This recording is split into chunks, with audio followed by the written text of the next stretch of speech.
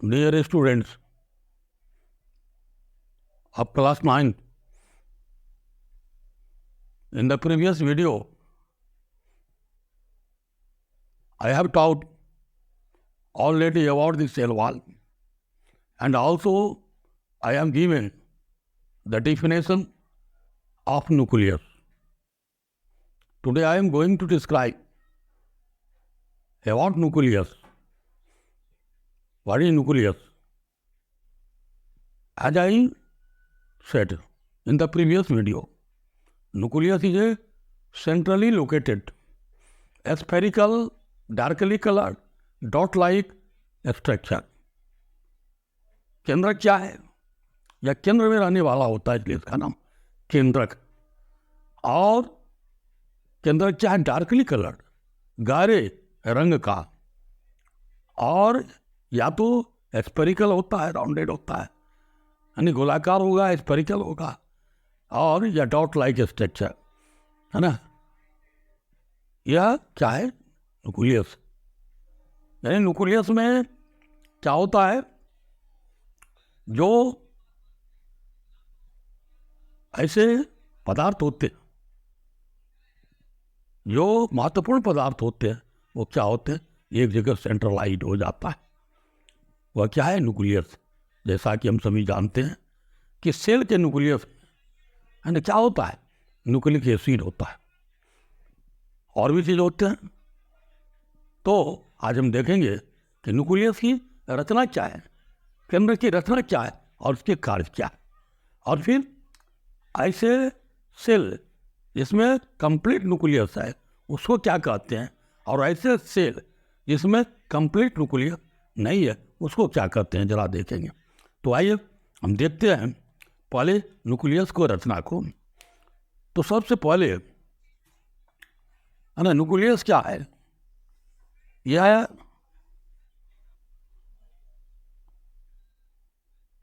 Double layered membranous structure. यह membrane के बने दोहरी लेयर की, परत की, है ना, ये रचना न्यूक्लियस. जरा देख रहे हैं यहाँ पर double membranous structure, double layered membranous structure. यहाँ देख रहे हैं, जरा देखिए. तो ये क्या हो गया? न्यूक्लियस क्या है? राउंडेड, गोलाकार है. तो यह और केंद्र में होता है सेल के. तो इसमें देखते हैं कि यह दोहरी रचना का बना हुआ, दोहरी मेम्ब्रेनस लेयर है.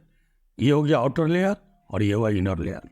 तो यहाँ पर देखते हैं आउटर मेम्ब्रेन,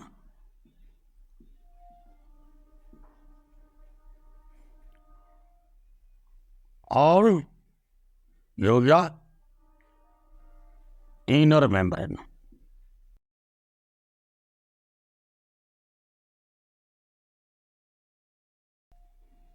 यानी आउटर मेम्ब्रेनस लेयर और इनर मेम्ब्रेनस लेयर. नबाई झिल्ली हो गया, व्यापारी परत हो गया, और यह जो है अंदर की परत. यानी दो मेम्ब्रेन से, दो लेयर से बना हुआ यह न्यूक्लियस. और इस दोनों को मिला करके क्या कहा जाता है? दोनों को मिला करके कहा जाता है न्यूक्लियर मेम्ब्रेन. ये क्या है? न्यूक्लियर मेम्ब्रेन, यानी केंद्रक झिल्ली. ये क्या हो गया? केंद्रक झिल्ली हो गया, न्यूक्लियर मेम्ब्रेन. और फिर क्या देखते हैं इसमें कि न्यूक्लियर मेम्ब्रेन, हम तो पहले ही पढ़े हैं कि जितने भी मेम्ब्रेन होते हैं वह क्या होता है? सेमी परमेबल होता है. तो इसमें भी सेमी परमेबिलिटी है, क्योंकि मेम्ब्रेन है, और इसमें भी जगह जगह पोर है. देख रही हैं, ये पोर है, ये पोर है, ये पोर है. पोर का मतलब छिद्र. तो न्यूक्लियर मेम्ब्रेन में छिद्र होता है, और इस छिद्र को क्या कहते हैं? इस छिद्र को कहते हैं न्यूक्लियोपोर. यह छिद्र हो गया न्यूक्लियोपोर।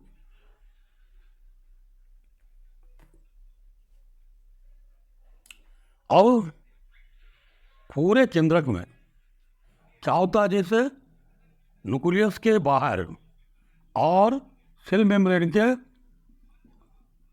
अंदर क्या होता है, एक तरल पदार्थ होता है जिसको हम लोग साइटोप्लाज्म कहते हैं। उसी तरह यहाँ पर क्या देखते हैं, एक गाढ़ी तरल द्रव पदार्थ है ना, जिसको क्या कहते हैं हम लोग, जिस तरह से उसको साइटोप्लाज्म कहते हैं, उसी तरह ये जो रचना है ना, इस पदार्थ को क्या कहते हैं हम लोग, न्यूक्लियोप्लाज्म कहते हैं। हो गया न्यूक्लियोप्लाज्म। जिस तरह साइटोप्लाज्म होता है, उसी तरह केंद्र के अंदर जो द्रव पदार्थ है, लिक्विड सबस्टांस है, उस लिक्विड सबस्टांस को न्यूक्लियोप्लाज्म कहते हैं। जैसा कि आप जानते हैं कि प्रोटोप्लाज्म होता है, और प्रोटोप्लाज्म का ही दो भाग होता है। एक भाग तो हो गया जो न्यूक्लियस के बाहर और सेल मेम्ब्रेन से घिरा हुआ होता है, उसको साइटोप्लाज्म कहते हैं। और जो प्रोटोप्लाज्म न्यूक्लियस के अंदर कन्फाइंड है, ऐसे क्या कहते हैं, न्यूक्लियोप्लाज्म कहते हैं। तो इतनी रचना है ना इसमें दिखाई पड़ती। अब आगे देखते हैं कि न्यूक्लियस में क्या होता है, धागे के समान है ना रचनाएं होती है। न्यूक्लियस में धागे के समान रचनाएं होती है, और इसमें क्या होता है, बहुत सारे धागे के समान रचनाएं होती।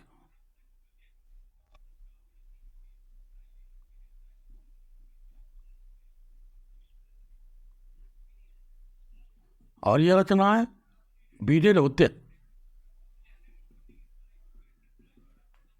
इन धागे के समान रचनाओं को क्या कहते हैं, जो एक दूसरे से इंटेंगल्ड होता है, इन्वॉल्व होता है और मिलकर के एक जाल बनाता है, नेटवर्क।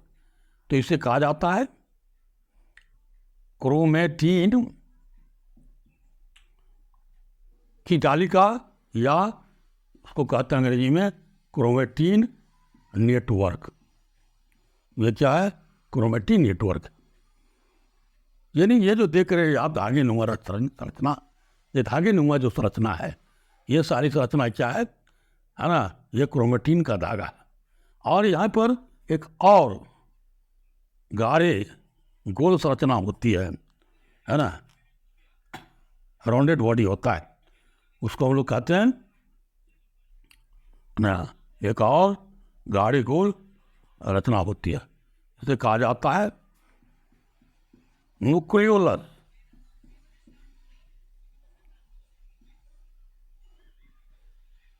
तो इस तरह से हम देखेंगे एक बार पहले कि न्यूक्लियस में, क्योंकि न्यूक्लियस दोहरी झिल्ली से बना हुआ है, तो इसमें एक हो गया आउटर मेम्ब्रेन, एक हुआ इनर मेम्ब्रेन, दोनों मिला के हो गया न्यूक्लियर मेम्ब्रेन। और न्यूक्लियस में क्या छिद्र है, इन छिद्रों को न्यूक्लियोपोर कहते हैं। और न्यूक्लियस के अंदर जो द्रव पदार्थ लिक्विड सबस्टांस है, सॉलिड सबस्टांस, उसे न्यूक्लियोप्लाज्म कहते हैं। और फिर एक न्यूक्लियोलस में है गोलाकार राउंडेड बॉडी। तो ये रचना हो गया। अब इसकी क्या बात है आगे जना समझे कि ये जो क्रोमेटिन के धागे हैं और इसके ऊपर जो आप देखते हैं बीडेड रचना, दानेदार रचना, ये क्या है, इन धागे पर ये रचना देख रहे हैं आप, है ना, बीडेड। इन बीडेड रचना को क्रोमोमियर कहते। तो ये क्रोमेटिन फाइबर क्या होता है और ये इसका क्या फेट है, तो देखिए ये क्रोमेटिन फाइबर्स क्या होता है, यह कंडेंस्ड हो जाता है। Condensed chromatin fibres get condensed कब कंडेंस्ड होता है? During cell division. Cell division का जो पहला फेज है उसमें क्या होता है ना, कंडेंस हो जाता है और कंडेंस होकर के रॉड शेप्ड, यानी कंडेंस होकर के यह रॉड शेप्ड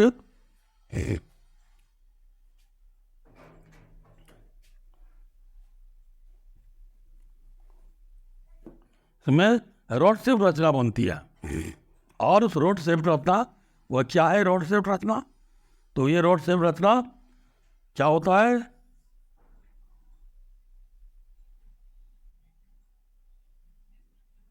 ये रॉड शेप्ड रचना क्या कहलाता है? क्रोमोसोम कहलाता है।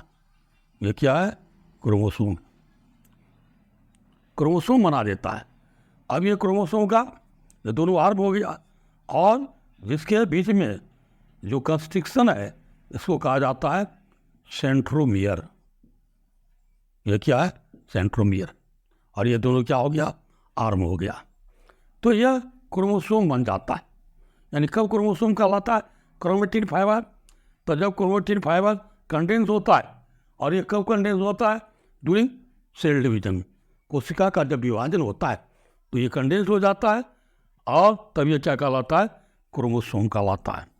ये क्या हो गया? क्रोमोसोम्स। ये क्रोमोसोम्स हो गया, और ये रचना क्या हो गया? Complete.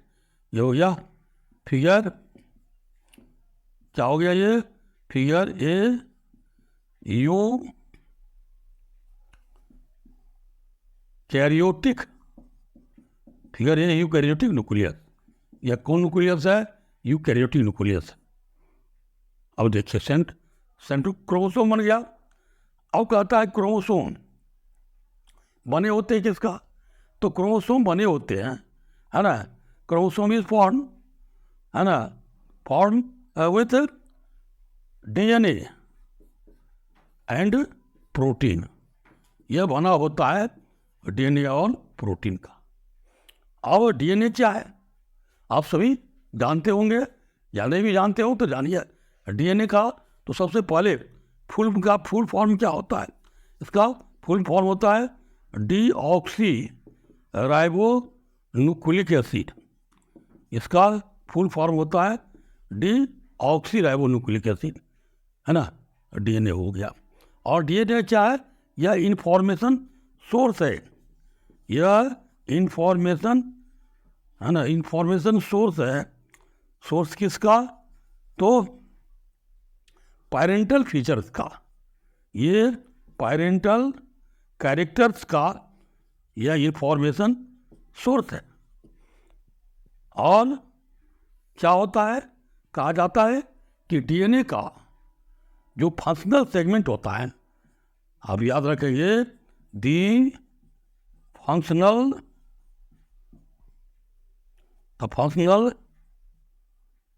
segment of DNA is called gene. Gene कहलाता है।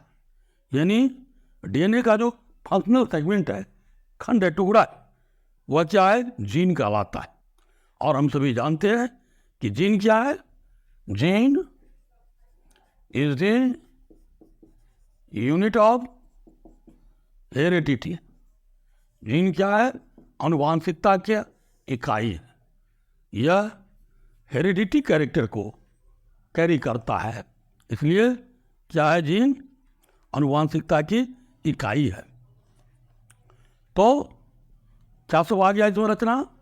क्रोमोसोम हुआ, क्रोमोसोम में डीएनए हुआ, और डीएनए में जीन हो गया। डीएनए क्या है?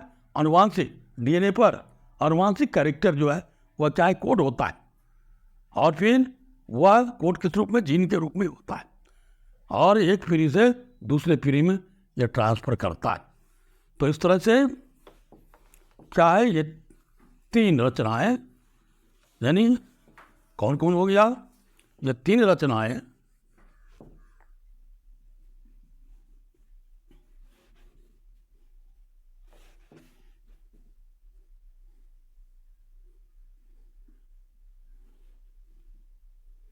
इस तरह से ये 3 रचनाएं, एक तो हो गया क्रोमोसोम्स,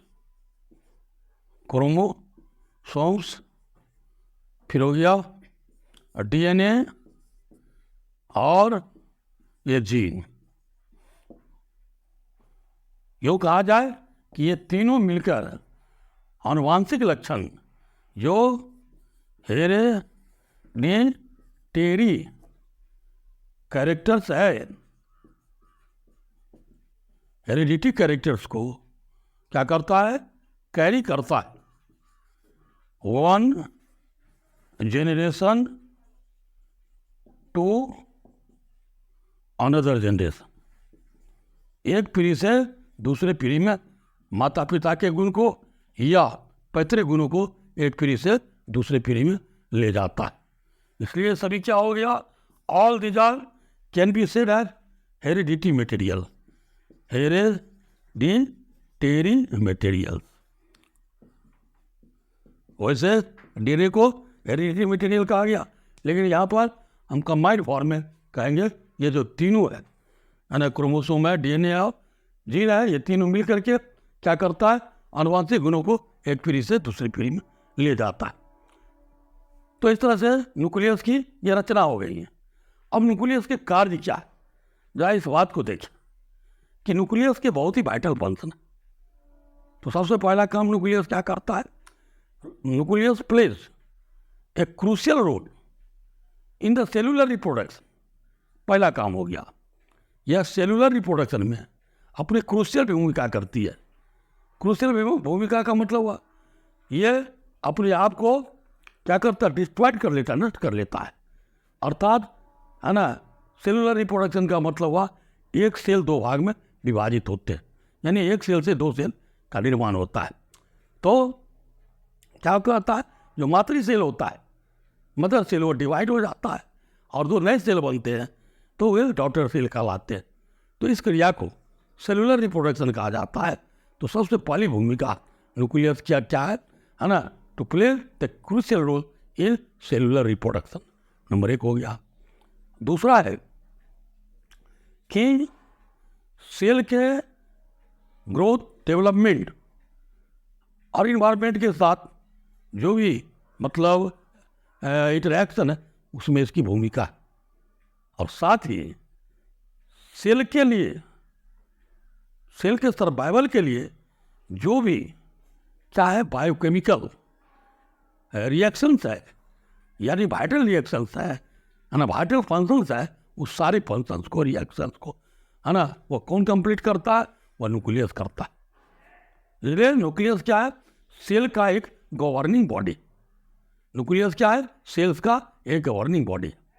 और तीसरा पॉइंट इसके कार्य के रूप में हम लेंगे, अभी हमने देखा कि न्यूक्लियस में क्या है, हेरिडिटी मटेरियल। न्यूक्लियस में है ना हेरिडिटी यूनिट्स है, और न्यूक्लियस क्या करता है, पैतृक गुणों को, पेरेंटल ट्रेड्स को, पेरेंटल कैरेक्टर को एक पीढ़ी से दूसरी पीढ़ी में ले जाता है। इस तरह से न्यूक्लियस का ये कार्य हो गया। तो इस तरह से स्ट्रक्चर भी हो गया और फंक्शन की बात मैंने किया।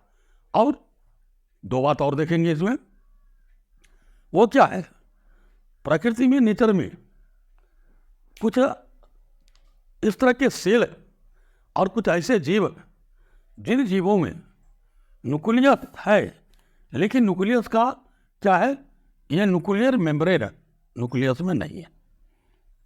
और न्यूक्लियर मेम्ब्रेन नहीं रहने के कारण क्या है, न्यूक्लियर मटेरियल अर्थात क्या हो गया है ना, न्यूक्लियर मटेरियल अर्थात न्यूक्लिक एसिड। ये न्यूक्लिक एसिड जो है, ये क्या होता है, एक जगह आकर के कंडेंस हो जाता है। और इस कंडेंसेशन को, कंडेंस अवस्था को क्या कहते हैं, न्यूक्लियोइड कहते हैं। और ये किसमें, तो इस तरह के है ना जीव जिसके न्यूक्लियस में न्यूक्लियर मेम्ब्रेन नहीं है, उसको क्या कहते हैं हम लोग, उसको प्रोकैरियोट्स कहते हैं। ऐसे जीवों को प्रोकैरियोट्स कहा जाता है। प्रो मतलब होता है प्रिमिटिव, प्रो मीन्स प्रिमिटिव, और कैरियोट से हो गया कैरियोन, अर्थात इसमें प्रिमिटिव न्यूक्लियस है, अर्थात इसमें प्रारंभिक केंद्रक अर्ली न्यूक्लियस है, वो क्या है, प्रोकैरियोट्स हो गया। और प्रोकैरियोट्स में क्या है, तो इसमें क्या मेम्ब्रेन बाउंड जो सेल ऑर्गेनल्स है उसका भी सर्वथा अभाव होता है, लेकिन इसके साइटोप्लाज्म के है ना कुछ पार्ट अपने अपने ढंग से है ना वाइटल फंक्शन करता है, जो सेल ऑर्गेनल्स का एक सब मतलब काम कर लेता है। और फिर क्या है कि कुछ फोटोसिंथेटिक प्रोकैरियोट्स होते हैं, तो उसमें प्लास्टिड नहीं, क्या होता है, पिगमेंट के लिए वेसाइकिल होता है, ग्रीन वेसाइकिल होता है, और जो फोटोसिंथेटिक और फोटोसिंथेसिस में मदद करता है। तो इस तरह के सेल प्रोकैरियोटिक सेल हो गया। और ऐसे जीव जिसमें ये प्रोकैरियोटिक सेल है, सच एज बैक्टीरिया है ना, ये क्या हो गया, तो प्रोकैरियोट्स हो गया। और सबसे बड़ी चीज़ ये है कि प्रोकैरियोट्स में क्या है, मल्टी सेलुलरिटी नहीं होती है, प्रोकैरियोट्स अपना मल्टी सेलुलर स्ट्रक्चर नहीं बना पाएगा। तो ये हो गया प्रोकैरियोट्स के बाद। इसी के ठीक विपरीत क्या है, दूसरा जीवों का ग्रुप है सेल के स्तर पर, उसको क्या कहते हैं, यूकैरियोट्स कहते हैं, यूकैरियोट्स। तो यूकैरियोट्स हो गया कि इसमें वेल डिफाइंड, इसमें क्या होता है, वेल डिफाइंड न्यूक्लियस होता है, अर्थात न्यूक्लियस का अपना क्या होता है, न्यूक्लियर मेम्ब्रेन होता है, न्यूक्लियर मेम्ब्रेन होता है, और भी उसके अंदर सारी संरचना वेल डेवलप्ड होती है, पूर्ण विकसित होती है, और सभी प्रकार के सेल ऑर्गेनल इसमें पाए जाते हैं। है ना, इस तरह के सेल में है ना क्या होते हैं, सभी प्रकार के सेल ऑर्गेनल्स पाए जाते हैं।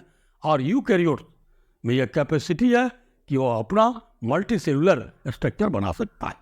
तो इस तरह से न्यूक्लियस के है ना कंप्लीएंसी के आधार पर, न्यूक्लियस के है ना परफॉर्मेंस के आधार पर, इसके निर्माण के आधार पर क्या होते हैं जीव, दो प्रकार का हो गया, एक हो गया प्रोकैरियोट्स और दूसरा हो गया यूकैरियोट्स। तो ठीक है, आज मैंने सारे न्यूक्लियस से संबंधित बातों को मैंने बता दिया, ढंग से बता दिया। आप निश्चित रूप से इस वीडियो को देखिए, शेयर कीजिए, लाइक कीजिए, और इस चैनल को निश्चित रूप से सब्सक्राइब कीजिए। तो फिर हम आगे बढ़ेंगे। धन्यवाद।